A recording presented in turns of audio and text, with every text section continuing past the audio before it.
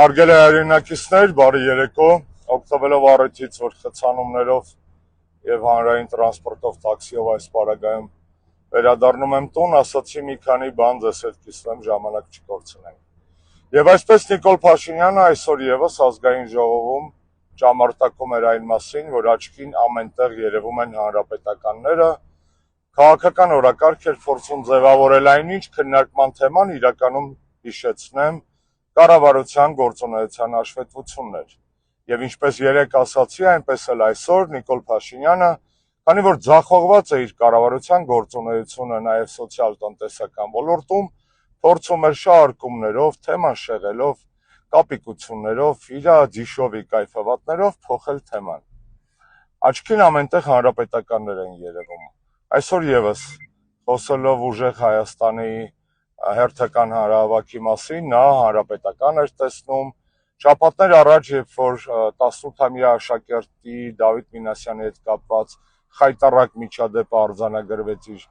լկտի պահվածքի հետևանքով, Նիկոլ Փաշինյանի լկտի պահվածքի հետևանքով, նրա աչքին հանրապետականներ են երևում, նորմալ է, որ իր աչքին միշտ երևում են հանրապետականներ, բայց ասեմ, որ դա ճշմարտության կեսն է, իրականում Նիկոլ Փաշինյանին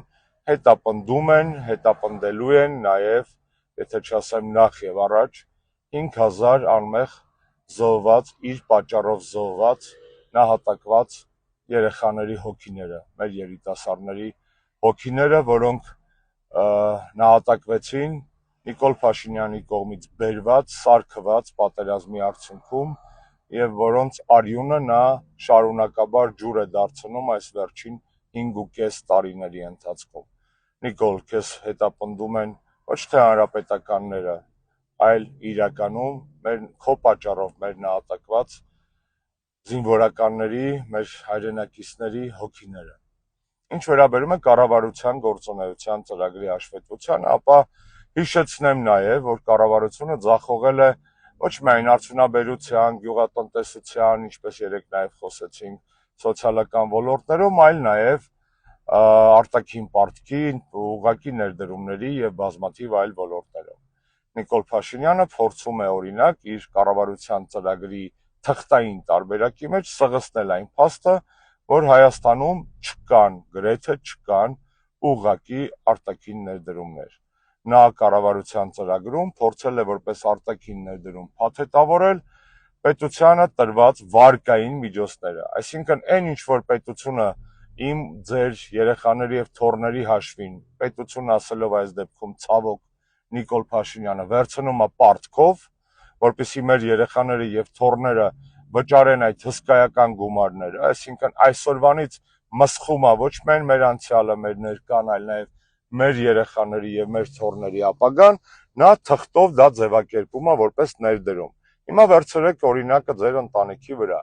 Եթե դուք ձեր հարևան Վալոդից պարտքով $1000 փող եք վերցնում, դա արդյոք նշանակում է, որ ձեր հարևան Վալոդը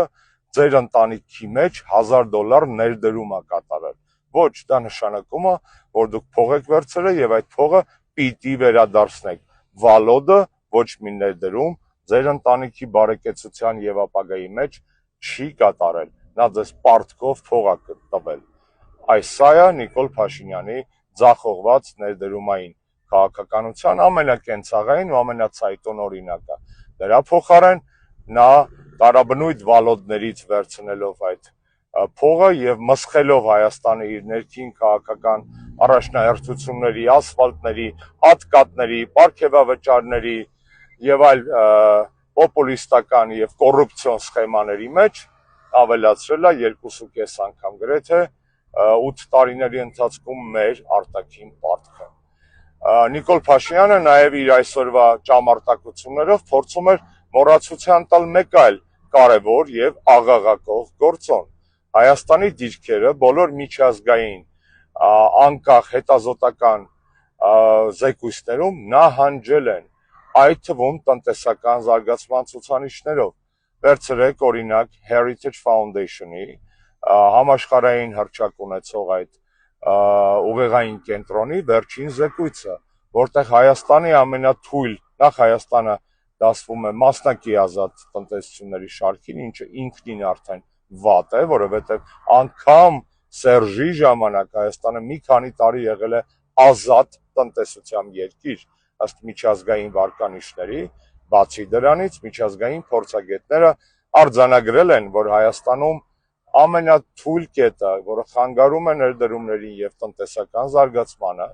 դա սեփականության իրավունքի ոտնահարումն է, չպաշտպանվածություն, այսինքն դա օրենքի գերակայության բացակայությունն է, դա կառավարության գործունեության ցածր էֆեկտիվությունն է եւ բազմաթիվ նմանատիպ ցուցանիշներ եւ բնութագրիչներ, որոնք բխում են Նիկոլ Փաշինյանի ապիկար, խայտառակ, ձախողված քաղաքականությունից։ Հերթական անգամ փաստենք, որ Նիկոլ Փաշինյանի աչքին այո, պետք է ամենտեղ Երևան հանրապետականներ, բայց իր խղճին են ոչ թե հանրապետականները կան եւ շարունակելու են աջակցել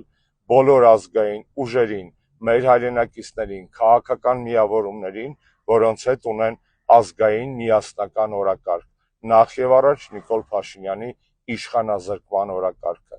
Եվ այս կամ այն ճամարտակությունները, մանիպուլյացիաները Նիկոլ Փաշինյանի հերթական փուչիկներն են եւ փրփուրները, որոնցով նա փորձում է քողարկել իր ձախողված նաեւ տնտեսական, նաեւ սոցիալական քաղաքականությունները։ Նիկոլը ձախողել է ոչ միայն մեր արտաքին քաղաքականությունը,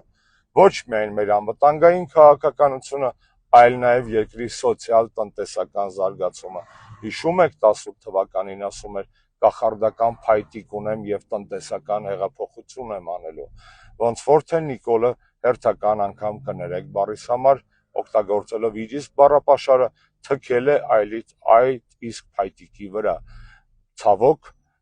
այդ թքոցու հետևանքները մինչ այսօր կիսում են եւ կրում են Հայաստանի Հանրապետության բոլոր քաղաքացիները։ Իսկ Նիկոլ, քեզ հետապնդել են եւ շարունակելու են հետապնդել քո պատճառով զոհված, նահատակված,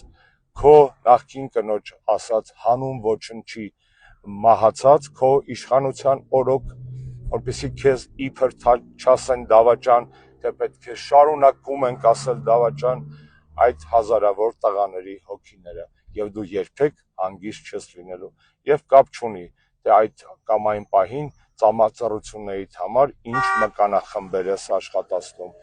դու Հայաստանի Հանրապետության ղեկավար լինելու ոչ իրավական, ոչ բարոյական, ոչ ազգային, ոչ մարդկային հիմքեր չունես։ Իսկ քո կառավարության գործունեության հաշվետվությունը հերթական անգամ անգլերեն ասած epic failure-ը։